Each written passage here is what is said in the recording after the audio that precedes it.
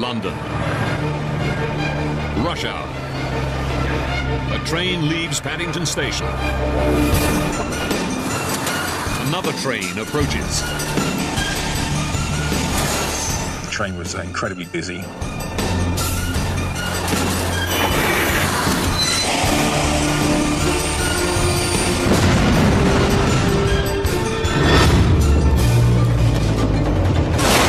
I've never heard anything like it, just a huge bang.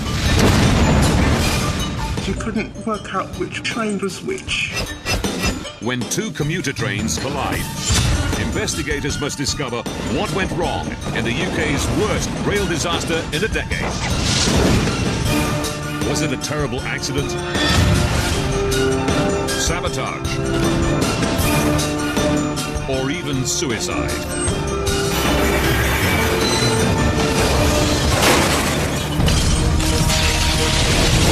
Disasters don't just happen. They're a chain of critical events. Unravel the clues and count down those final seconds from disaster.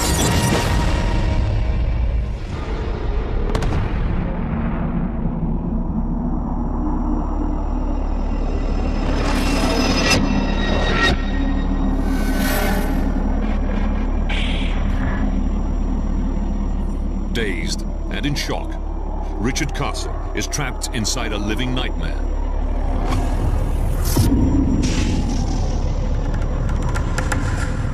There were bits of rock and stone all around me.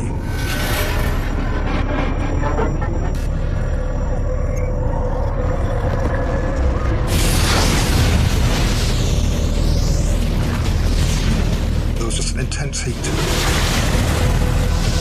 I thought, we're all going to die.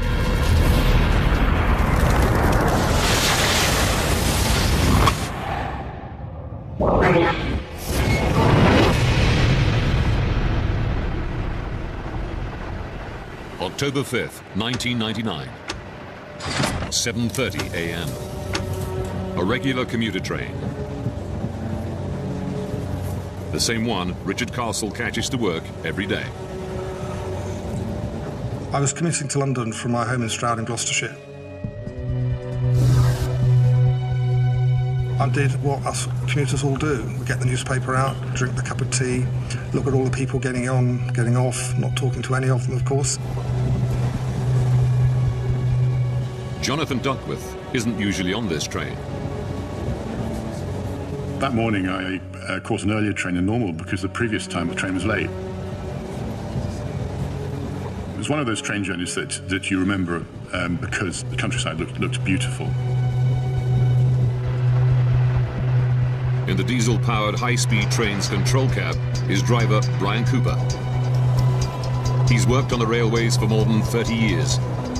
He's carrying 421 passengers in 8 carriages. They're cruising between Stroud and London, 140 kilometers away.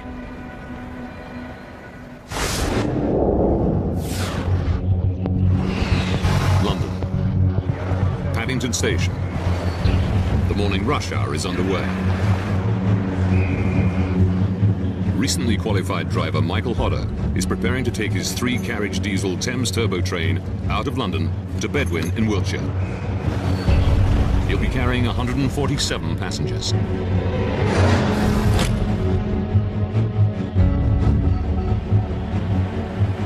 The high-speed train makes its final stop on its journey to Paddington at Reading, 56 kilometers from London.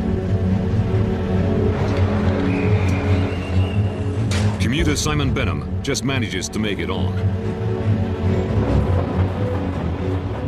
The train was incredibly busy, no seats, so I stood up by the door, reading the morning paper, looking out the window.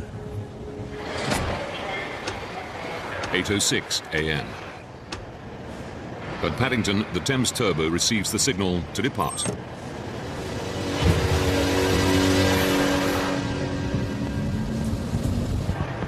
The next 5 minutes of its journey are the most challenging. His route involves crossing onto 3 different lines to get onto the right track. It's a busy time of day with around 50 trains going in and out of the station every hour. Overseeing all this traffic are the signallers in the Slough new signal box. They can see both Brian Cooper's inbound high-speed train and Michael Hodder's Thames Turbo on its way out of Paddington.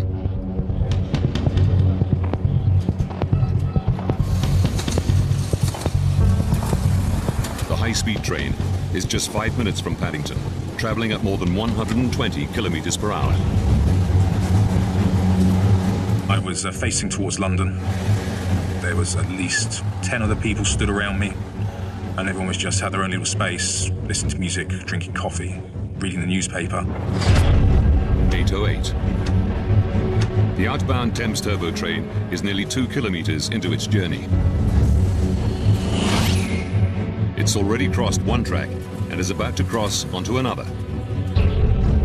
The high-speed train is now just 4 kilometres from Paddington. Everybody stands up and they put their stuff away in their briefcases and they get their umbrellas out. And as is usual at that time, people used to walk up the train to the front. And I saw a man coming down, and just for some reason our eyes met and we both smiled. Michael Hodder accelerates to 65 kilometres per hour. Hodder has passed a signal at red. The signallers aren't worried. It happens occasionally, and the driver invariably stops. But Hodder isn't slowing down. The Thames Turbo is about to cross into the path of the incoming high-speed train.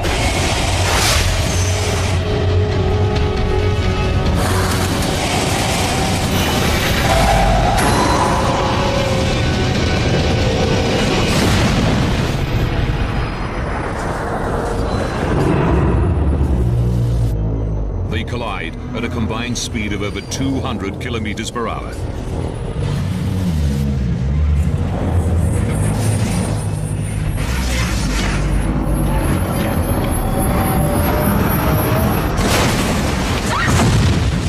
Train braked violently. I flew 4 foot forwards into the wall opposite, hit that face on, and fell to the ground. I've never heard anything like it, just a huge bang. And then the carriage did what I'd call a pirouette. I couldn't tell what was happening at the time, but it clearly wasn't on the rails. Then, as the train was moving from left to right, I was thinking, please do not roll over. Because I knew if the train rolled over, my life would be in jeopardy. A vast fireball engulfs the carriages. The flames went, and then there was a carriage, and in the windows were people. They looked like statues because they were pale, and they were just staring back at me.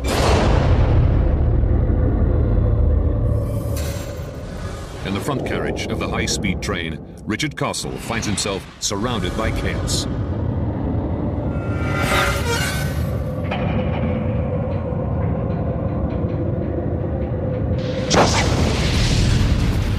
A second ball of fire now sweeps through his carriage.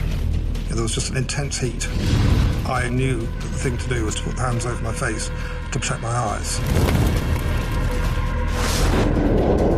Simon Benham's carriage is still upright. There was lots of dust, lots of smoke. People started to scream as well. That's one thing I do remember, that people were screaming. I looked out the window, and no more than 4 or 5 meters away was the engine on fire, and I could feel the heat coming through the glass and burning my face. Simon manages to escape his carriage.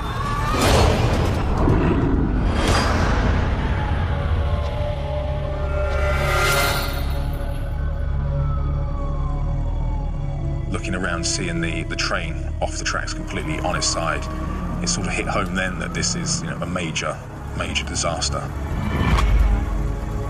I remember hearing someone screaming.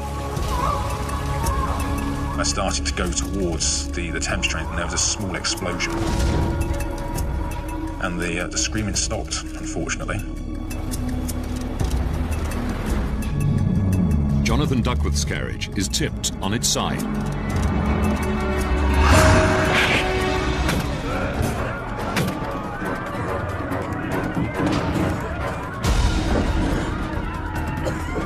hear people saying, we're stuck, we're trapped in here.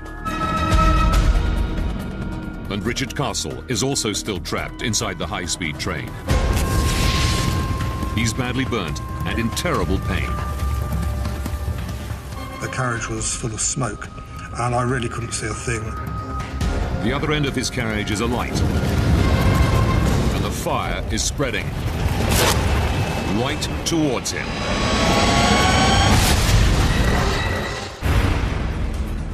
The train doors won't open.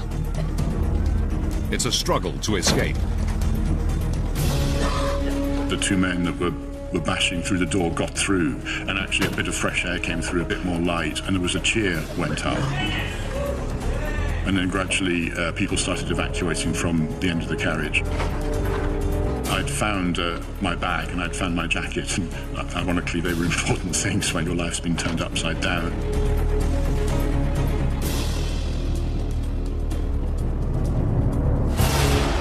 Across the road, staff in a superstore know that something dreadful has happened.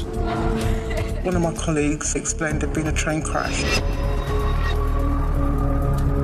They got ladders and they went down the embankment and they helped people up. We cleared the shop floor of bandages, everything. We turned the coffee shop into like a mini triage and we started to treat people. Simon Benham joins the fortunate but dazed survivors. As I was walking across the tracks, I looked up and saw 100, 200 people just stood there, looking very bewildered, very shocked, very emotional, very confused as well. It was just horrible. It was just chaos. I remember the smell of diesel and, you know, sometimes if you're cooking and you singe your hairs on your, it was that, but 10 times worse.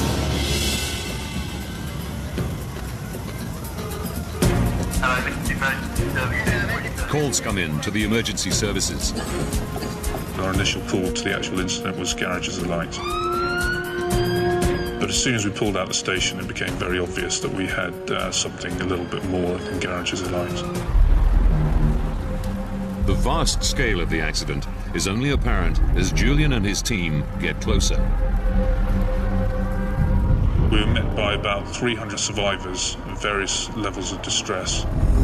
And for me specifically, it was about trying to bring some order to what was chaos.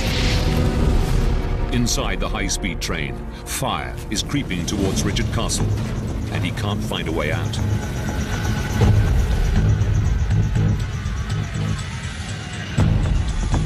Up above me, the other side of the train, there was a broken window. The smoke cleared for an instant, and the sunlight came through the window. And I was able just to climb out of that window by climbing up the seats.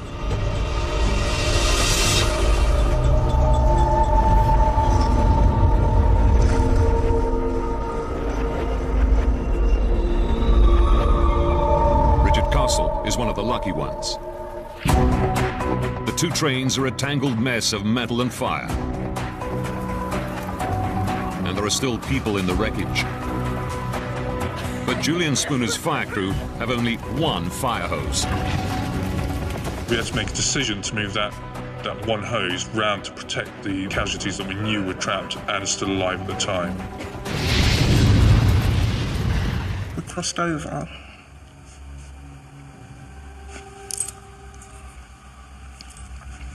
The two trains, you couldn't work out which was which.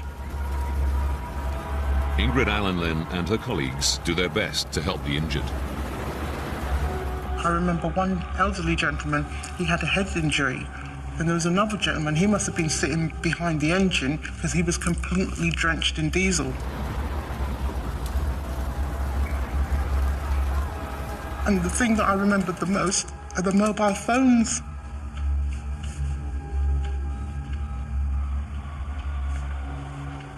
The mobile phones that were still going off.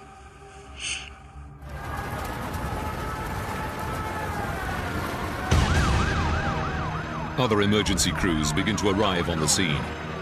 I remember thinking with some relief that they'd arrived, because the nature of the injuries and the way that the train is sort of compacted meant that we were there for 5 hours trying to cut these people out. 400 kilometers away, Detective Superintendent Nick Bracken is notified about the accident. I received a phone call that the Chief Constable had appointed me to be the Senior Investigating Officer in charge of the investigation. Bracken arrives at the crash site 4 hours after the impact. 31 people are dead and more than 400 injured.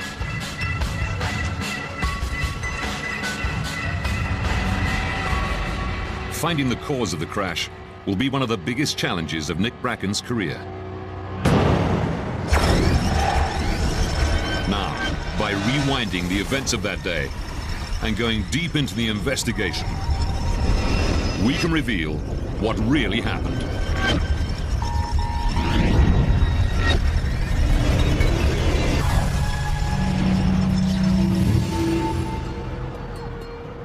Quite clearly, in any disaster of this kind, it becomes a very big jigsaw because we've got to put it back together. You will only do that by getting all the pieces. Bracken knows there are many possible explanations. The reality is, at an early stage, you will look at every single possibility, from direct criminal action down to negligence, all the way through. Someone could have been on the trackside and committed acts of sabotage. Anything, is possible at this stage. Witness statements reveal something very unusual about the crash. There were two huge fireballs. One that engulfed the trains on impact, and a second fireball that tore through Richard Castle's carriage of the high-speed train moments later. In train crashes, to have a crash and a fire was unusual. I'd certainly never heard of that scenario, and it was quite clearly something that had to be investigated. Were the fireballs a result of the crash, or had they caused it? Detectives scour the area around the accident scene for clues and witnesses. They find a security camera in the superstore parking lot that is facing the rail tracks. What they see is significant. The camera is pointing at the exact spot where the trains collide. We knew that the fire had been instantaneous, so we got that from the security video, and we had to find out how this happened. Nick Bracken brings in specialist help to shed light on the cause of the first fireball. Amongst the country's leaders in accident research are the Health and Safety Executive. Assigned to the crash is fire investigator Phil Hayes. There are fires occasionally on the railways. In this case, the fire was far more extensive than people had experienced before. It's crucial to determine what could have caused such an inferno. The investigation had to look for a number of things. They had to look for the source of ignition, and then they had to look at how the fire had propagated through the vehicles. Examining the CCTV footage of the first fireball, the investigators find vital clues. They estimate that it's at least 22 meters high and extends many meters along the length of the carriages. Between them, the two trains are carrying nearly 5,000 liters of diesel in several large tanks.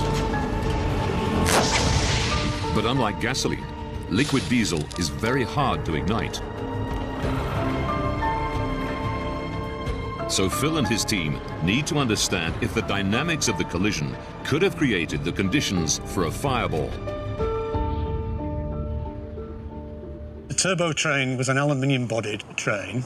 Its total weight was probably just in excess of 100 tons. The high-speed train was a much, much heavier train, possibly of the order of 400 tons. When the two hit, the lighter Thames turbo sustains most of the damage. Its foremost carriage is pulverized and the roof sheared off. The fuel tank on the leading power car of the turbo failed due to the front of that vehicle being driven backwards right at the very start of the crash. But understanding the source of the diesel during the impact still doesn't explain the fireball. Phil knows that liquid diesel is difficult to ignite. But diesel in the form of a vapor is a different story.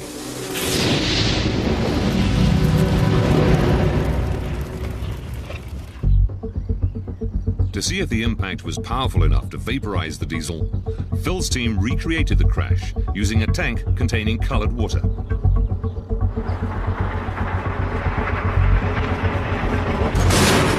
Which was instantly vaporized.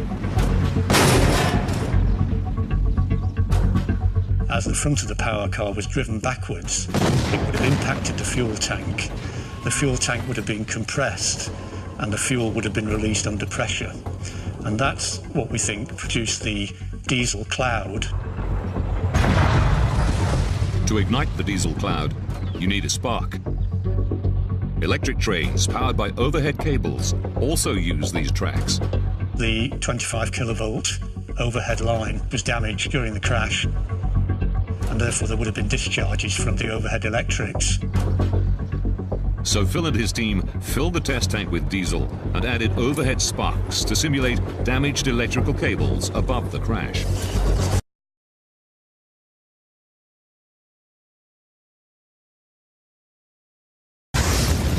We had approximately 300 litres of diesel in the test tank. The tank ruptured under pressure as predicted, and the fuel ignited, producing a fireball of about 9 metres radius.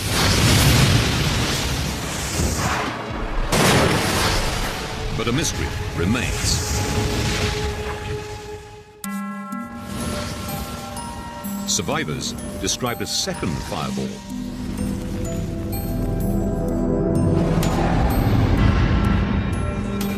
Phil and his team have to go back to a map of the wreckage that they plotted when they first got to the accident scene. We spent almost a week on site, tracking down each piece of debris, photographing it, locating it on a map, so that we could produce a sort of debris pattern. The high-speed train's fuel tank was found many meters away from the power car. What we believe happened is that tank became free from its mountings. It was also partly ruptured in the impact and was propelled down the track. And as it did so, it dispersed the fuel within it. But if this rogue fuel tank was careering down the track, how did it cause a fireball inside the carriage? By this time, the windows had been broken in the impact, and much of the fuel that was dispersed from that leading HST tank entered. So that was the source of the fuel for the fireball. This freak and fatal combination of events creates the worst fire ever seen in a train crash. It's clear that the fire was a direct result of the crash, not the cause of it. And that cause remains a mystery.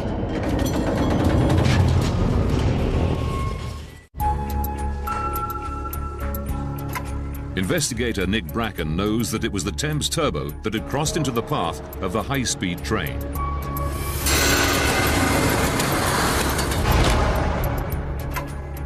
So it's the Thames Turbo that he focuses his investigation on. It had gone through a red light moments before impact. An obvious suspect is a mechanical malfunction on the train.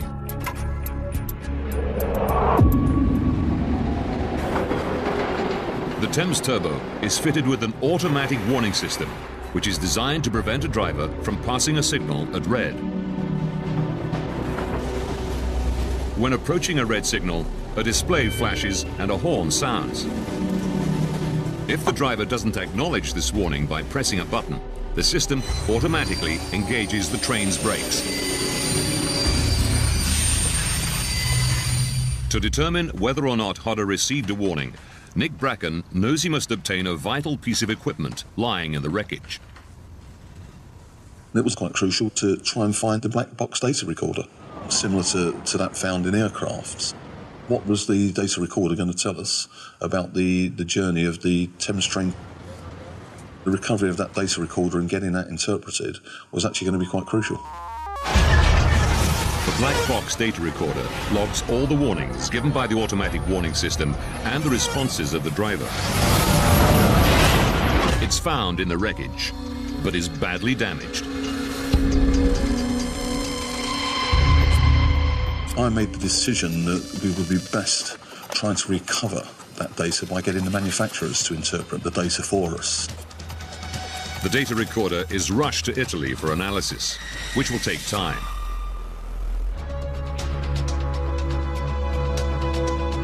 Nick Bracken turns his attention to the brakes on the Thames turbo.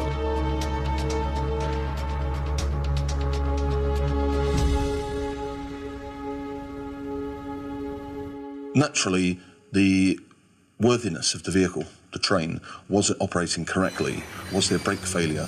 Had to be examined. His team recover the mangled brake system from the scene. The team that did the reconstruction come to the conclusion that it had been maintained properly and was working properly. There was no mechanical failure. They find Michael Hodder had engaged the brakes, and they had worked, but it was too late. He must have applied them only at the last moment when he saw the oncoming high-speed train.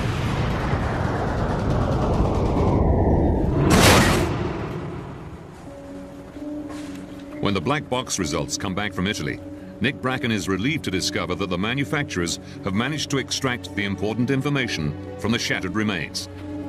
It reveals that Hodder's automatic warning system was working perfectly and confirms that he had braked.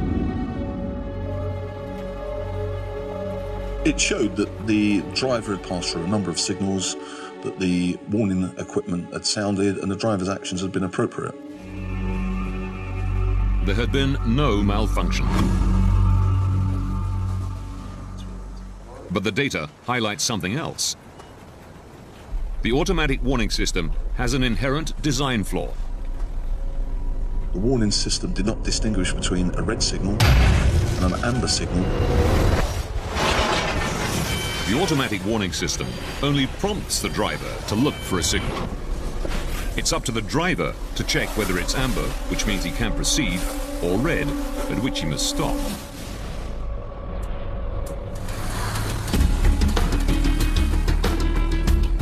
The data recorder's results show there is nothing unusual about Michael Hodder's journey, until he reaches signal SN 109.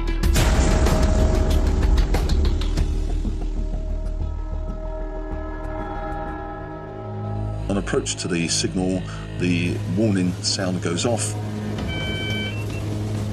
and he acknowledges and accepts that, and then proceeds through the signal. But SN 109 was at red. He should have seen this signal and stopped his train before passing it. And the data recorder reveals a final, shocking bombshell. Not only did driver Michael Hodder pass the red signal, he accelerated through it, straight into the path of the high-speed train and certain death.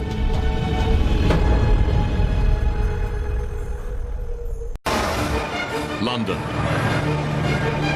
Rush hour. A train leaves Paddington Station. Another train approaches. The train was incredibly busy.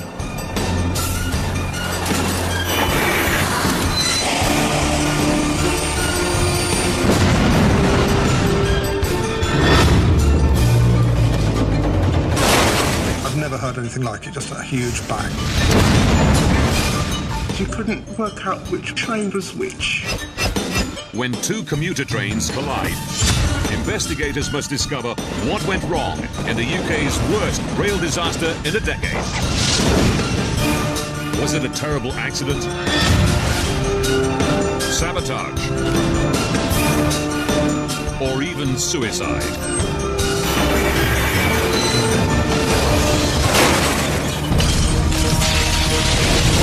Disasters don't just happen. They're a chain of critical events. Unravel the clues and count down those final London. Paddington Station. The morning rush hour is underway. Recently qualified driver Michael Hodder is preparing to take his 3-carriage diesel Thames turbo train out of London to Bedwyn in Wiltshire. He'll be carrying 147 passengers.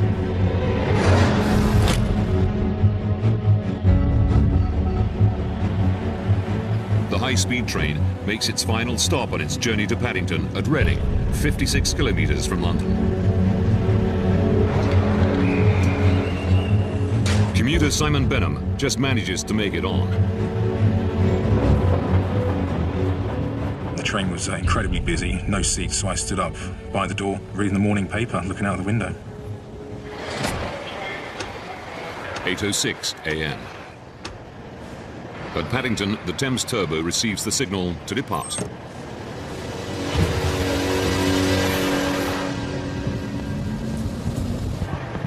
The next 5 minutes of its journey are the most challenging. Seconds from disaster.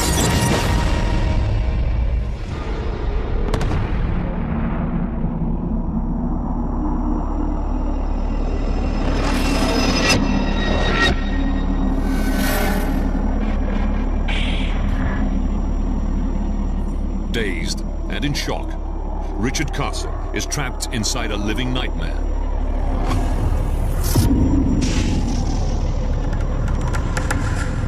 There were bits of rock and stone all around me.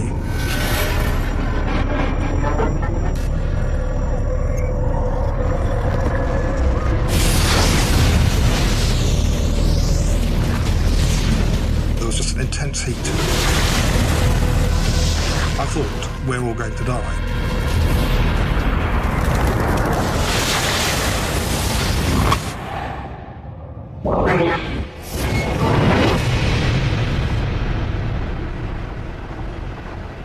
October 5th, 1999.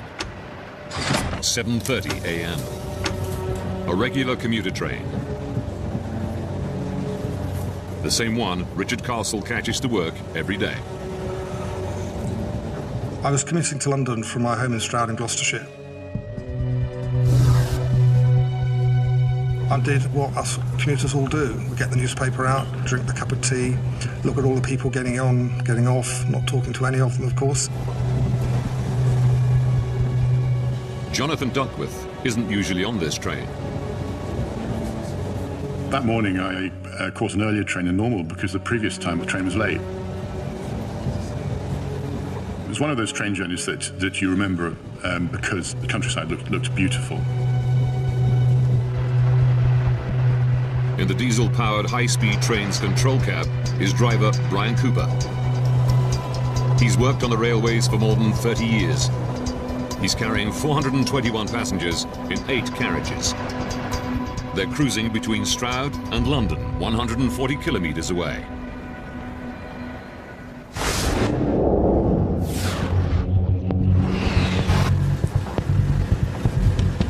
His route involves crossing onto 3 different lines to get onto the right track. It's a busy time of day with around 50 trains going in and out of the station every hour.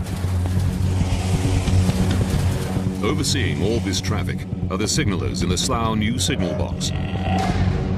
They can see both Brian Cooper's inbound high-speed train and Michael Hodder's Thames turbo on its way out of Paddington.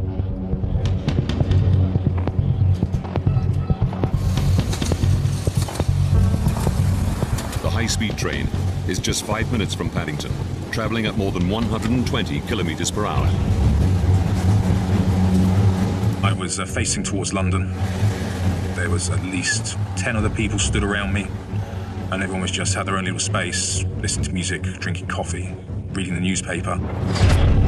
8:08. The outbound Thames turbo train is nearly 2 kilometres into its journey. It's already crossed one track and is about to cross onto another.